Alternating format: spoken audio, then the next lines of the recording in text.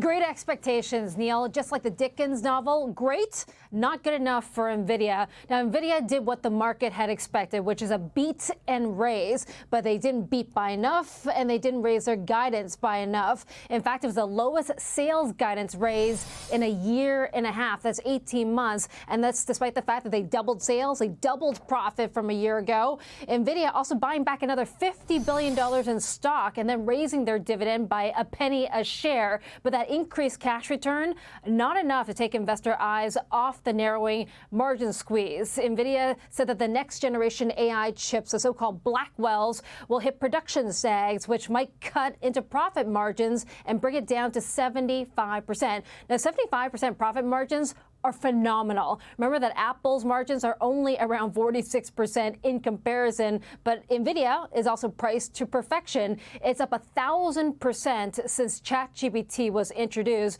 But CEO Jensen Huang on the earnings call, he still believes that AI is going to change everything.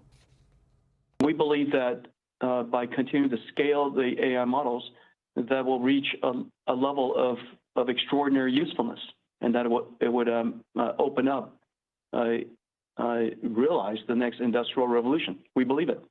So despite the $100 billion plus sell-off in the stock today, you know, Wall Street is still pretty bullish. I counted at least 10 investment banks raising their price predictions to the 150 to the 160 price target area. And remember, Jensen also talked about the $1 trillion AI spending on the earnings call last night. That $1 trillion coming from companies and countries over the next few years. And in my conversations with the top executives at the big tech companies, and that includes Apple CEO Tim Cook, they are all accelerating their spending over the next year. At least $200 billion plus will be spent this year, and most of that going to AI chips that are made by Nvidia. But also, Neil, here's a sign that Nvidia has really become a wider cultural phenomenon. There are now watch parties in New York bars here on Nvidia earnings days. And throughout all your years of watching business, have you ever seen one company control that type of interest where people are willing to go after work to a bar to see how earnings do?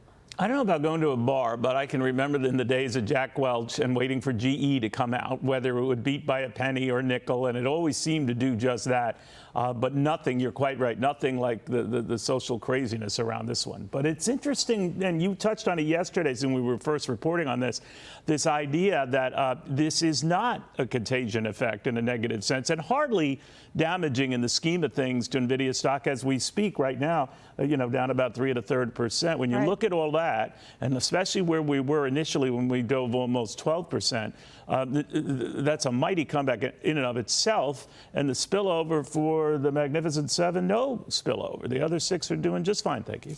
Yeah, a knee-jerk reaction that we saw yesterday to those numbers when we broke them in the 4 p.m. hour. Right. And I would say, look, the other companies are spending. You know, the Magnificent Seven, the other 6 out of the 7 are Nvidia's biggest customers. So they're the ones buying those GPUs and those Blackwells from Nvidia. So there isn't any spillover. And remember, on the earnings call, and I listened to the full hour, Jensen said over and over again that demand is there. Supply is the issue. So these companies, the Metas of the world, are all lining up to get their Nvidia chips. It's making them and making them enough in enough volume. That's the problem right now. Yeah, I heard one analyst say, you know, the future didn't go away, or the potential and the promise of AI.